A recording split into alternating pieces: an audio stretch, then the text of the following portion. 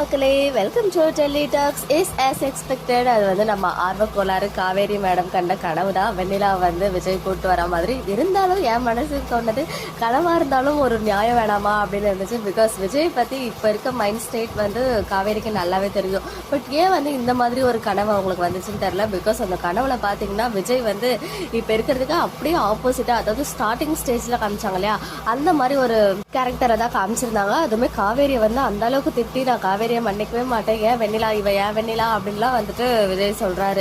அதுவுமே காவேரி கிட்ட வந்து அந்த கனவுல பாத்தீங்கன்னா வெண்ணிலாவை பத்தி தெரிஞ்சதுமே என்கிட்ட ஏன் சொல்லல, எவ்வளவு செல்ஃபிஷா இருக்குன்ற அளவுக்கு அவர் வந்து பேசுற மாதிரி காவேரி கனவு காண்றாங்க.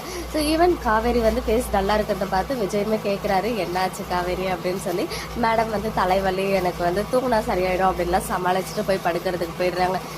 நடுவில் ஒரே ஒரு நாள் ஹாப்பியாக காமிச்சாங்க. மறுபடியும் காவேரி வந்து பழைய மாதிரி இப்போ அழறதுக்கு ஸ்டார்ட் பண்ணிட்டாங்க. ஸோ ரொம்ப உடஞ்சி போயிட்டு நைட் அழுதாங்க. அதுலேயுமே அவங்க சொன்ன டைலாக், உங்களை யாருக்கிட்டையும் என்னால் விட்டு கொடுக்கவும் முடியாது, ஆனால் இந்த விஷயத்த சொல்லாமே இருக்க முடியாது அப்படின்னு சொல்லியிருக்காங்க. கண்டிப்பாக காவேரிக்கு வந்து இப்போ அன்னைக்கு விஜய் சொன்ன டைலாக் மட்டும்தான் ஞாபகத்தில் இருக்கு போல, வேற எதுவுமே அவங்களுக்கு வந்து மைண்டில் வரமாட்டேங்குது ஸ்ட்ராங்கா. பிகாஸ் அன்னைக்கு வந்து கேட்பாங்க இல்லையா, எனக்கு காவேரி முக்கியமா வெண்ணிலா முக்கியமான்னு காவேரி கேட்கும்போது அதுக்கு விஜய் வந்து சும்மா வெண்ணிலா அப்படின்னு சொல்லுவாரு. அதை மட்டும் தான் அவங்க மைண்ட்ல ஸ்ட்ராங்கா பதிஞ்சிருக்கு. ஸோ அதனால தான் இப்படி ஒரு கனவு வந்துச்சு. ஈவன் கனவுலையுமே அந்த டயலாக் வந்து விஜய் சொல்ற மாதிரி அவங்க கனவு கண்டிருந்தாங்க.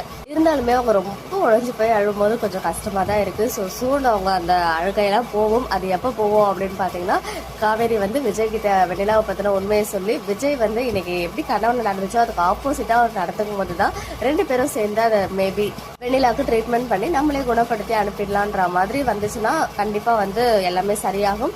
அதே மாதிரி ராகினியுமே இந்த ஆப்பர்ச்சுனிட்டியை நல்லா யூஸ் பண்ணி காவேரியை எந்த அளவுக்கு இரிட்டேட் பண்ண முடியுமோ, ஹர்ட் பண்ண முடியுமோ அந்த அளவுக்கு ஹர்ட் பண்ணிட்டு இருக்காங்க. ரொம்பவே கேரிங்கா விஜய் வந்து டேப்லெட் போட்டு கூட ஃபுட் எடுத்துட்டு வருவா ரூம்கே அப்படின்லாம் கேட்டது எல்லாமே வந்து அவ்வளோ கியூட்டா இருந்துச்சு பார்க்கறதுக்கு. பட் அதெல்லாம் வந்து அக்செப்ட் பண்ணிக்கிற ஒரு மனநிலையில நம்ம காவேரி கிடையாது. இதே மாதிரி காலைல எழுந்திரிச்சுமே அவர் நல்லா பெட்ஷீட் எடுத்து போர்த்தி விட்டுட்டு ஒரு ஃபோர்ஹெட்ல கிஸ் பண்ணிட்டு அழகா ஒரு பெர்ஃபெக்ட் ஹஸ்பண்டா விஜய் வந்து நடந்துக்கிட்டாரு. ஸோ ஒன்ஸ் அகைன் எந்திரிச்ச கையோடவே ராகினி போயிட்டு காவேரியை வந்து ஹர்ட் பண்றதுக்கு போக போறாங்க போல. ஸோ எனக்கு தெரிஞ்சு இன்னைக்கு நைட் தான் காவேரி வந்து அழறா மாதிரி ஒரு சீன் வரப்போகுது. அன்னைக்கே சொல்றாங்களா இல்ல அதுக்கு அடுத்த நாள் விஜய் கிட்ட காவேரி எல்லாம் உண்மையிலும் சொல்றாங்களா அப்படின்றத நம்ம வெயிட் பண்ணி பார்க்கலாம். இன்னைக்கு எபிசோட் பார்த்தீங்கன்னா உங்களுடைய ஒப்பீனியன் என்ன அப்படின்னு கமெண்ட்ல சொல்லுங்க. ஓகே மக்களே, நெக்ஸ்ட் வீடியோல மீட் பண்றேன். எக்ஸ்க்ளூசிவ் அப்டேட்ஸ்க்கு மறக்காம நம்ம சேனலை சப்ஸ்கிரைப் பண்ணிக்கோங்க.